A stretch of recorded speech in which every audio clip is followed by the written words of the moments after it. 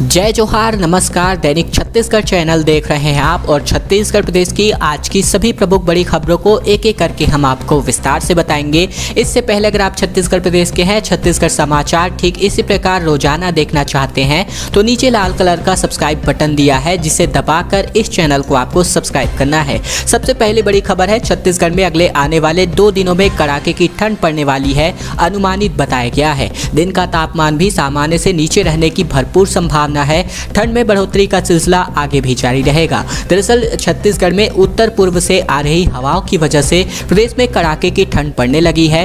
ठंड बढ़ने का सिलसिला अभी आगे भी जारी रहेगा। मौसम विभाग की माने तो अगले 2 दिनों में पारा और भी नीचे लुढ़कने की संभावना है, जिससे कड़ाके की ठंड और बढ़ सकती है। दिन का पारा भी सामान्य से नीचे आ गया है। रात का पारा लुढ़कने से ठंड और बढ़ेगी। तो वहीं रायपुर का न्यूनतम तापमान 14.5 डिग्री सेल्सियस दर्ज किया गया है। वहीं नारायणपुर में बात करें तो न्यूनतम तापमान 8.9 डिग्री सेल्सियस रहा। प्रदेश भर में मौसम शुष्क रहने की संभावना है। फिलहाल मौसम विभाग की ओर से शीतलहर की कोई भी संभावना नहीं जताई गई है, यानी कि अभी फिलहाल शीतलहर दूर है। इसके अलावा बात करें तो आने वाले 2 दिनों में कड़ाके की ठंड पड़ने और ठंड बढ़ने के आसार मौसम विभाग के द्वारा जताए गए हैं, और ऐसा होता है तो आगे आने वाले दिनों में ठंड नीचे जाने का सिलसिला लगातार जारी रहेगा।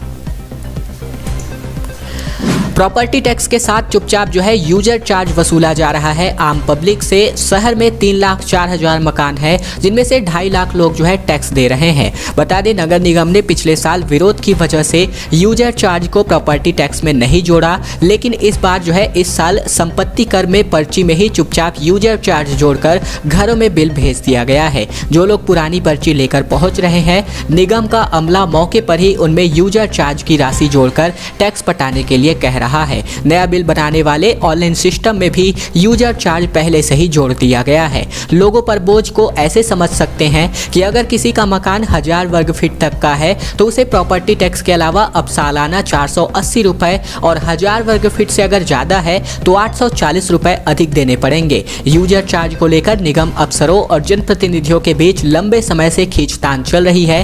पहले ही पार्षदों ने यह कहते हुए यूजर चार्ज देने से इनकार कर दिया था कि जब तक 100% डोर टू डोर कचरा कलेक्शन नहीं होता, निगम को यूजर चार्ज नहीं लेना चाहिए। इसके अलावा इस बात को मानते हुए निगम ने कुछ साल तक यूजर चार्ज की वसूली रोक दी थी। पिछले साल ही निगम ने गुपचुप तैयारी करके प्रॉपर्टी टैक्स के साथ यूजर चार्ज की वसूली शुरू की तो विपक्ष ने भी हल्ला बोल दिया और महापौर से यूजर चार्ज वापस लेने की मांग की। तब अफसरों को निर्देश दिया गया था कि सिर्फ प्रॉपर्टी टैक्स की ही वसूली की जाए, लेकिन 2021-22 के प्रॉपर्टी टैक्स के साथ न सिर्फ यूजर चार्ज को जोड़ा गया है, बल्कि उसे अदा करना अब अनिवार्य कर दिया गया है और इसके बिना प्रॉपर्टी टैक्स नहीं लिया जा रहा है। हाई कमान से हरी झंडी मिली तो कैबिनेट में होगा फेरबदल, मुख्यमंत्री भूपेश बघेल ने ये सभी बातें कही है मीडिया से बातचीत करते हुए। दरअसल छत्तीसगढ़ के मुख्यमंत्री भूपेश बघेल ने मीडिया से चर्चा करते हुए कहा है कि हमारी सरकार के 3 साल पूरे हो चुके हैं और 3 साल में हमारी सरकार ने हर वर्ग के लिए काम किया है। पूरे छत्तीसगढ़ को फोकस करते हुए हमारी सरकार हर वर्ग के लिए योजनाएं लेकर आई है। ऐसा कोई क्षेत्र नहीं है जिससे हमने ना छोड़ा हो। इसके अलावा बता दें, सरकार के 3 साल पूरे होने के बाद मंत्रिमंडल में फेरबदल की चर्चाओं संबंधी सवाल पर मुख्यमंत्री ने कहा कि सब कुछ हाईकमान के निर्देश पर निर्भर करता है। हाईकमान ने चाहा तो फेरबदल होगा और ऐसे में नहीं चाहा तो नहीं होगा। सीएम ने कहा कि विकास के पैमाने को देखें तो भाजपा एक तरफ विरोध करती है, दूसरी तरफ हमने केंद्र सरकार से पुरस्कार लिए हैं। ये सभी बातें मीडिया से बातचीत करते हुए मुख्यमंत्री भूपेश बघेल ने कही है। साथ ही साथ कैबिनेट में फेरबदल के सवाल पर कहा कि ये सब हाईकमान के आदेश पर निर्भर करता है। छत्तीसगढ़ में टीचर एलिजिबिलिटी टेस्ट को लेकर खबर है। टीईटी 21 महीने के बाद जनवरी में होगी। इसके अलावा स्वीकार किए जा रहे हैं नए आवेदन। बता दें, टीचर एलिजिबिलिटी टेस्ट यानी कि टेट की परीक्षा 9 जनवरी को आयोजित होने वाली है। मार्च 2020 में यह परीक्षा होने वाली थी, लेकिन कोरोना के संक्रमण की वजह से इसे स्थगित किया गया था। अब इस तरह तकरीबन 21 महीने बाद फिर से परीक्षा का आयोजन होगा। व्यापमं ने इस संबंध में सूचना जारी कर दी है। इसी तरह टीईटी के लिए नए आवेदन भी स्वीकार किए लिए जाएंगे। इसके लिए भी अवसर दिया गया है। 19 दिसंबर तक फॉर्म भरे जा सकते हैं। जिन्होंने पहले फॉर्म भर दिया है उन्हें दोबारा आवेदन करने की जरूरत नहीं है। टेट की 2020 के लिए फरवरी और मार्च में आवेदन मंगाए थे।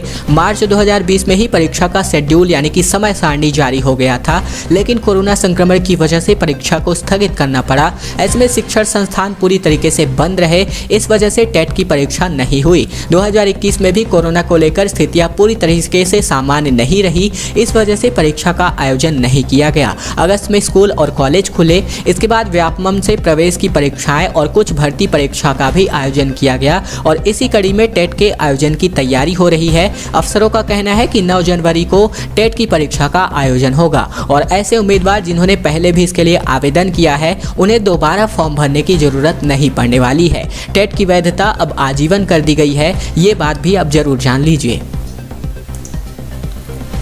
छत्तीसगढ़ को नेशनल अवार्ड से सम्मानित किया जाएगा। क्राइम और क्रिमिनल ट्रैकिंग में मिला देश में दूसरा स्थान, राज्यपाल भी बोली बधाई हो। बता दें छत्तीसगढ़ को क्राइम कंट्रोल के मामले में डिजिटल प्लेटफॉर्म पर बेहतर काम करने के लिए अवार्ड मिला है। शुक्रवार को इसका आधिकारिक ऐलान राष्ट्रीय अपराध रिकॉर्ड ब्यूरो यानी कि NCRB ने कर दिया है। ब्यूरो की तरफ से कहा गया है कि crime and criminal tracking network system और interoperable criminal justice system यानी कि CCTNS और ICJS के मामले में छत्तीसगढ़ ने बेहतर काम करते हुए दूसरी पोजीशन हासिल की है। यूपी भी दूसरे स्थान पर है।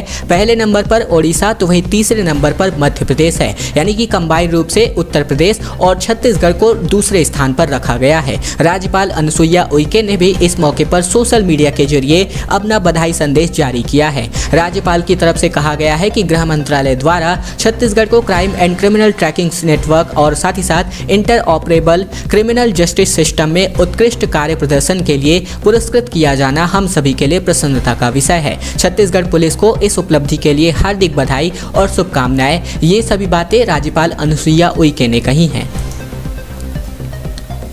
छत्तीसगढ़ में आंगनबाड़ी कार्यकर्ताओं की हड़ताल खत्म हो गई है। मुख्यमंत्री से मिले आश्वासन के बाद आंगनबाड़ी कार्यकर्ताओं ने फैसला कर लिया है।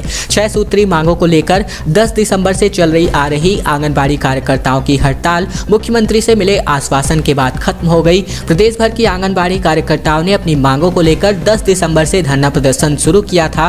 प्रदर्शन के क्रम में विधानसभा घेराव की भी कोशिश की गई थी, पर पुलिस ने कार्यकर्ताओं को सप्रेशाला मैदान के पास ही रोक दिया था। ऐसे में आंगनबाड़ी कार्यकर्ताओं के प्रतिनिधि मंडल द्वारा मुख्यमंत्री से मुलाकात की गई। मुख्यमंत्री ने आंगनबाड़ी कार्यकर्ताओं को उनकी मांगों पर 3 महीने के भीतर विचार कर पूरी करने का आश्वासन दिया। मुख्यमंत्री से मिले आश्वासन के बाद कार्यकर्ताओं ने पिछले 1 सप्ताह से चले आ रहे आंदोलन को खत्म करने का निर्णय लिया है। आंदोलन खत्म होने के बाद पहले की तरह ही प्रदेश में अब आंगनबाड़ी केंद्र खुलने लगेंगे।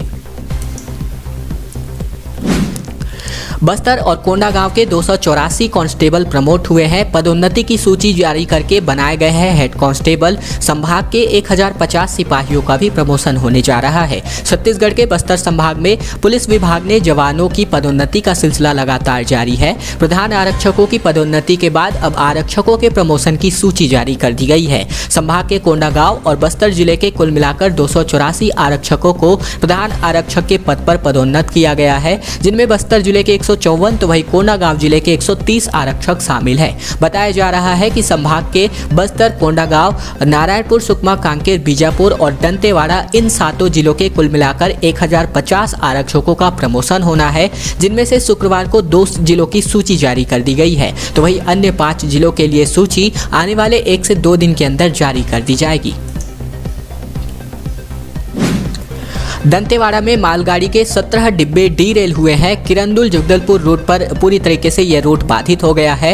लौह अयस्क लेकर विशाखापट्टनम ट्रेन जा रही थी। तकनीकी कारणों की वजह से हादसे का अंदेशा जताया गया है। छत्तीसगढ़ के बस्तर जिले में दंतेवाड़ा जिले में एक बार फिर मालगाड़ी डीरेल हुई है। मालगाड़ी के 17 डिब्बे पटरी से उतर गए हैं। बताया जा रहा है कि तकनीकी कारणों की वजह से हादसा हुआ है। हादसा सुबह तकरीबन 4 बजे का बताया जा रहा है। फिलहाल मौके में DRG और आरपीएफ के जवान पहुंच गए हैं। रेलवे के कर्मचारी मार्ग बहाल करने की कोशिश में जुटे हुए हैं। मामला भासी थाना क्षेत्र का है। जानकारी के मुताबिक रात को किरंदुल से लौह अयस्क लेकर मालगाड़ी विशाखापट्टनम जा रही थी और इस बीच भासी और कमालूर के बीच मालगाड़ी के डिब्बे पटरी से उतर गए। इसे नक्सली करतूत बताया जा रहा था, लेकिन मौके में किसी भी प्रकार के कोई भी नक्सल बैनर या फिर नक्सल गतिविधियों की जानकारी नहीं मिली है। एसपी डॉक्टर अभिषेक पल्लव ने बताया कि दंतेवाड़ा के डीआरजी, आरपीएफ और रेलवे कर्मचारी मौके पर पहुंच गए हैं। डॉक्टर रमन सिंह का मुख्यमंत्री पर निशाना साधते हुए बयान जारी हुआ है। कहा, छत्तीसगढ़ में 3 सालों से रुका है विकास, ऑक्शन में बोली लगाकर पदस्थ हो रहे हैं एसपी और कलेक्टर। बात करें छत्तीसगढ़ के पूर्व मुख्यमंत्री डॉक्टर रमन सिंह ने भूपेश सरकार पर बड़ा आरोप लगाया है। उन्होंने कहा कि राज्य सरकार सभी जिलों में एसपी और कलेक्टर के ट्रांसफर पोस्टिंग को लेकर ऑक्शन सिस्टम चला रही है। जो जितनी अधिक बोली लगाता है उसकी पोस्टिंग उस जिले में की जा रही है। उन्होंने कहा कि दुर्ग जिले में भी एसपी कलेक्टर की पोस्टिंग ऑक्शन सिस्टम से हुई है, यानी कि बोली सिस्टम से हुई है। डॉक्टर सिंह ने नगरीय निकाय चुनाव में प्रचार प्रसार के लिए शाम भिलाई दौरे पर गए हुए थे। वो कैलाश नगर हाउसिंग बोर्ड में चुनावी जनसभा को संबोधित कर रहे थे। दुर्ग जिले में होने वाले निकाय चुनाव को लेकर अब बीजेपी और कांग्रेस दोनों ही पार्टियों ने अपने स्टार प्रचारकों को मैदान पर उतारना शुरू कर दिया है और इसी कड़ी में पूर्व मुख्यमंत्री डॉक्टर रमन सिंह भिलाई और रिसाली नगर निगम के वार्डों में खड़े अपने प्रत्याशियों के पक्ष में प्रचार करने पहुंचे हुए थे। इस दौरान उन्होंने भिलाई और रिसाली में कार्यक्रम को संबोधित किया। उन्होंने सूबे की भूपेश सरकार को आड़े हाथों लेते हुए उन पर जमकर आरोप लगाए हैं।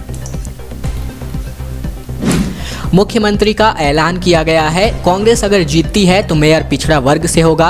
बीरगांव में रोड शो के बाद मुख्यमंत्री भूपेश बघेल ने घोषणा की है, हम ही जीतेंगे, ये भी कहा। दरअसल बता दें, मुख्यमंत्री भूपेश बघेल ने बीरगांव में रोड शो किया, यहां आम सभा भी हुई और फिर खुली जीप में मुख्यमंत्री भूपेश बघेल का लोगों ने अभिवादन स्वीकारते हुए पूरे बीरगांव इलाके में घूमते और प्रचार करते दिखे मुख्यमंत्री भूपेश बघेल। इस दौरान उन्होंने मीडिया से बातचीत करते हुए ये भी ऐलान किया कि अगर बीरगांव में कांग्रेस को बहुमत मिलता है तो महापौर पिछड़ा वर्ग से होगा। दरअसल इस बार पार्षद महापौर चुनेंगे और सीएम भूपेश बघेल का ये ऐलान इलाके के पिछड़े वर्ग वोटरों को साधने की एक बड़ी कोशिश भी है। बीरगांव इलाके में 40 वार्डों के लिए 20 दिसंबर को वोटिंग होने वाली है। 23 दिसंबर को नतीजे आ जाएंगे और यहाँ जनता कांग्रेस और भाजपा कांग्रेस के खिलाफ चुनावी मैदान है। इसके अलावा इस इलाके में टिकट वितरण को लेकर पिछड़ा वर्ग के नेताओं में असंतोष के हालात भी बने थे। इस पर मुख्यमंत्री ने कहा कि पूरे इलाके की सोशल इंजीनियरिंग करने के बाद ही प्रत्याशी तय हुए हैं।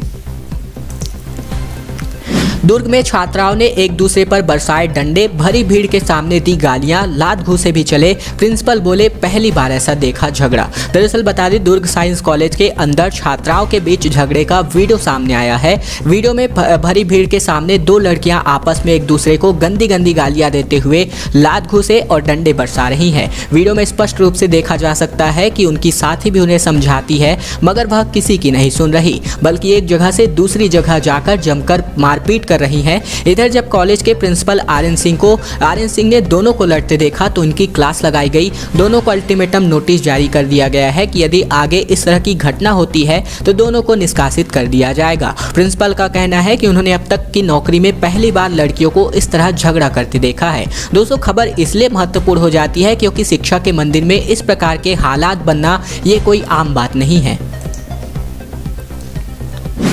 सिम्स में भर्ती मरीज के सैंपल में हैजा के लक्षण पाए गए हैं। स्वास्थ्य विभाग में इस वजह से हड़कंप मच गया है। दरअसल बता दें, जिले में अभी तक लोग केवल डायरिया से परेशान थे, लेकिन अब साथ ही हैजा का खतरा बढ़ते हुए दिखाई दे सकता है। बिलासपुर सिम्स में भर्ती मरीजों के सैंपल के जांच में हैजा के जीवाणु पाए गए हैं, जिसके बाद से स्वास्थ्य विभाग में चिंता बढ़ गई है। नगर निगम को एहतियात बरतने और साफ पानी की सप्लाई करने के लिए अल्टीमेटम दिया जा रहा है। तो वही सिम्स में भर्ती डायरिया पीड़ित 5 मरीजों के मल में विब्रियो कॉलरा बैक्टीरिया के अंश यानी कि ई कोलाई बैक्टीरिया के अंश मिले हैं। यह जानकारी सिम्स प्रबंधन ने शासन को दी है। अब तक तालापारा, तारबहार, टिकरापारा, जरहाभाटा मिनी बस्ती, विनोबा नगर के में डायरिया के तकरीबन 300 से भी ज्यादा मरीज मिल चुके हैं। तकरीबन 50 मरीजों को सिम्स और जिला अस्पताल में भर्ती कराया गया है। तो वहीं अब तक 7 लोगों की मौत भी हो चुकी है। हालांकि स्वास्थ्य विभाग और नगर निगम के रिकॉर्ड में डायरिया से केवल 4 मौतें ही बताई गई हैं। निगम प्रशासन ने पहले ही साफ पानी देने का वादा दावा किया था।